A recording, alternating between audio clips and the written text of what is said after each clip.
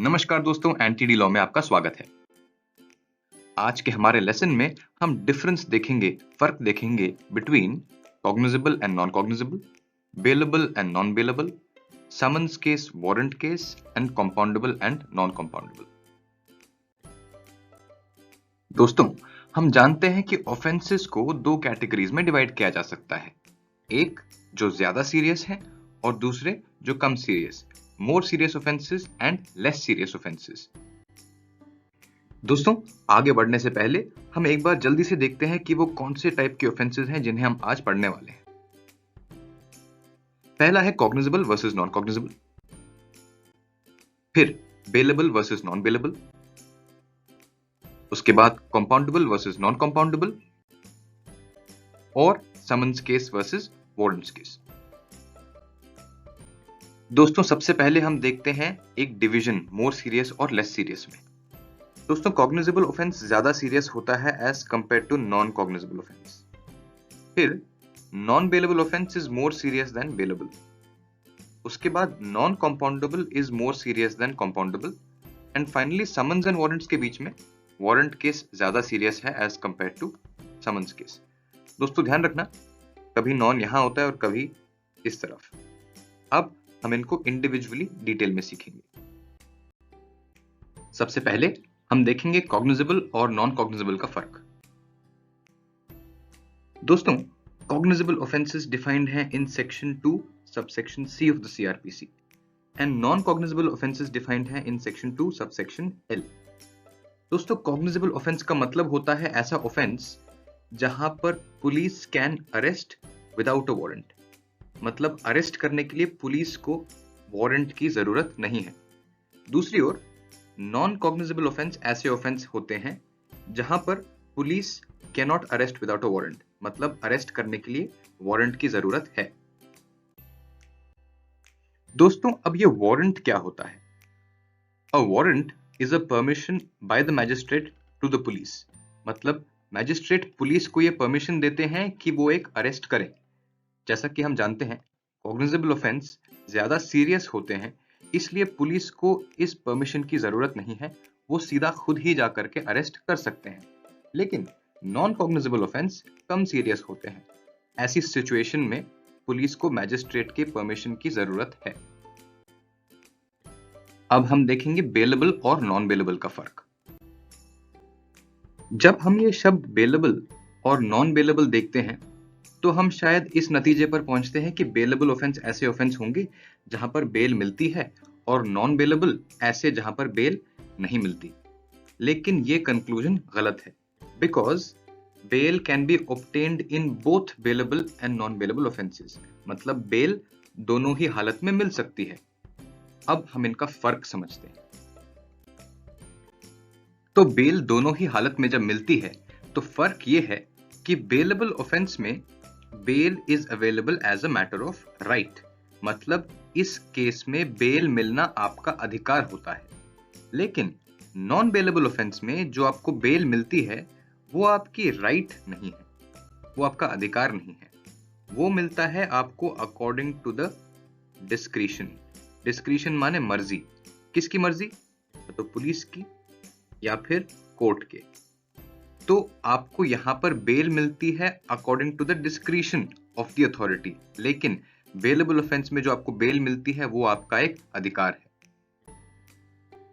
दोस्तों, हम ये जानते हैं कि bail for a bailable offence is available under section 436 of CrPC, और हम ये भी जानते हैं कि for a non bailable offence bail is available under section 437 of CrPC. दोस्तों, अब सवाल ये आता है कि हमें कैसे पता चलेगा कि कौन सा ऑफेंस कॉग्निजेबल है और कौन सा नॉन कॉग्निजेबल, कौन सा बेलेबल है और कौन सा नॉन बेलेबल। दोस्तों, इसके लिए हम देखते हैं फर्स्ट शेड्यूल ऑफ सीआरपीसी। अब क्या है ये फर्स्ट शेड्यूल ऑफ सीआरपीसी? दोस्तों, सीआरपीसी में कुल 484 सेक्शंस हैं। इन सेक्शंस के बाद आपको सीआरपीसी में दो शेड्यूल्स मिलते हैं। पहले शेड्यूल में आपको एक टेबल मिलता है और दूसरे शेड्यूल में आपको कुछ फॉर्म्स मिलते हैं। अब हम जरा नजर डालते हैं इस फर्स्ट शेड्यूल के टेबल पर। दोस्तों, सीआरपीसी के जब 484 सेक्शंस खत्म हो जाते हैं और जब आप पेज टर्न करते हैं तब आपको मिलेगा ये स्केड्यूल। ये स्केड्यूल एक टेबल है जिसमें 6 कॉलम्स हैं। देखिए 1 2 3 4 5 एंड 6, इसमें 6 कॉलम्स हैं। फर्स्ट कॉलम देखिए, यहाँ पर आपको कुछ नंबर्स दिख रहे हैं। ये हैं आईपीसी में ऑफेंस के पनिशमेंट सेक्शंस। तो दोस्तों यहाँ पर ऑफेंसेस की लिस्ट दी हुई है। अब इस टेबल में आपको पता चलता है कि उसकी पनिशमेंट कितनी है, ऑफेंस का नाम क्या है, और फिर हम अपना ध्यान यहां पर लाते हैं। दोस्तों, जैसा कि आप देख सकते हैं, यहां पर कॉग्निजेबल और नॉन कॉग्निजेबल, बेलेबल और नॉन बेलेबल, ये हैं columns 4 and 5 of the first schedule. हमें इस कॉलम से पता चलता है कि कौन सा ऑफेंस कॉग्निजेबल है और कौन सा ऑफेंस बेलेबल है। अब हम समझेंगे कंपाउंडेबल और नॉन कंपाउंडेबल का फर्क। दोस्तों, फर्क देखने से पहले हम ये समझेंगे कि कंपाउंडिंग का मतलब क्या होता है। दोस्तों, कंपाउंडिंग एक कॉम्प्रोमाइज होती है बिटवीन द टू पार्टीज। दोस्तों, मान लीजिए ये हैं जिनके प्रॉपर्टी के साथ हुआ था थेफ्ट, और दूसरी ओर ये हैं जिन्होंने ऑफेंस किया था। अब दोस्तों, मान लीजिए इनके बीच में एक कॉम्प्रोमाइज होता है और ये कहते हैं कि मैं आपको मान लीजिए 10,000 रुपए दे देता हूं, और इस चीज से दोनों के बीच में एक अग्रीमेंट हो जाती है, कॉम्प्रोमाइज हो जाता है। तो इस कॉम्प्रोमाइज के बाद जो थेफ्ट का चार्ज है वो ड्रॉप हो जाती है, और इसका इफेक्ट ये होता है कि जो अक्यूज्ड है वो एक्विट हो जाता है। तो बेसिकली कंपाउंडिंग एक तरीके का कॉम्प्रोमाइज है जिसके बाद जो अक्यूज्ड है वो एक्विट हो जाता है। दोस्तों, ये कंपाउंडिंग की जरूरत क्या होती है? दोस्तों, कंपाउंडिंग का पर्पस ये होता है कि कोर्ट एनकरेज करता है कि दोनों पार्टीज के बीच में एक फ्रेंडली सेटलमेंट हो जाए, और इससे कोर्ट का टाइम भी बचता है।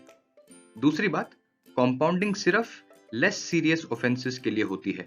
जो सीरियस ऑफेंसेस होते हैं उनमें कंपाउंडिंग नहीं की जाती।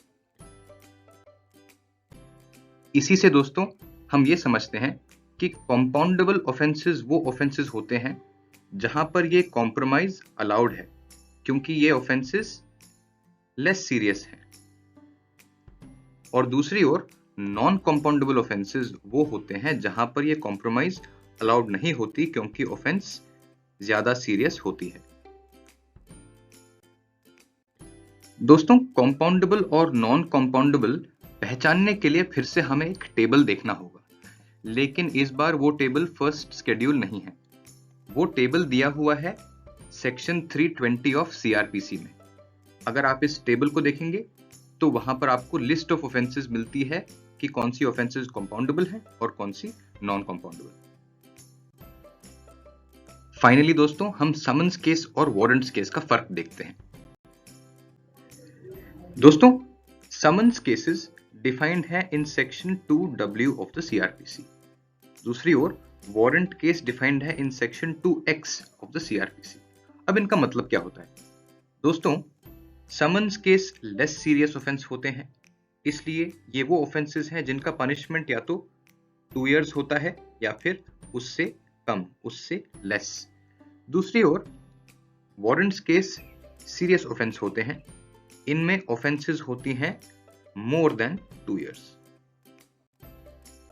दोस्तों, समन्स केस और वारंट्स केस का जनरल रूल यह है कि समन्स केस के लिए अगर अक्यूज्ड की पेशी करनी हो उसके लिए उसे समन्स भेजे जाते हैं, और वारंट केस में उसे वारंट भेजा जाता है। लेकिन दोस्तों, ये एक स्ट्रिक्ट रूल नहीं है, क्योंकि कई बार समन्स केस के लिए वारंट भेजे जा सकते हैं या फिर वारंट्स केस के लिए भी समन्स भेजे जा सकते हैं। दोस्तों, इसी के साथ हमने इन सभी टाइप ऑफ ऑफेंसेस को समझ लिया है। अगर आपको ये वीडियो अच्छा लगा तो चैनल को यहां पर सब्सक्राइब करें। Thank you.